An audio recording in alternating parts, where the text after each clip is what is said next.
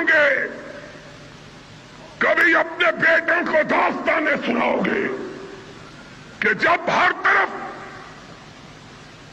خوف تھا، ظلمت تھی، تاریکی تھی، ظلمت کا سناٹا تھا، لوگ اہل حدیثوں کو اپنی بھیڑ اور بکریاں سمجھا کرتے تھے۔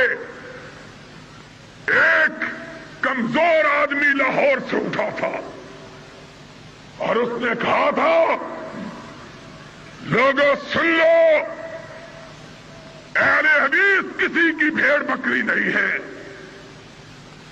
اہل حدیث اس کائنات کی وہ قوت اور طاقت ہے کہ اگر اسے احساس ذات ہو جائے، دنیا کی کوئی جماعت اس کا مقابلہ نہیں کر سکتی۔ اس لیے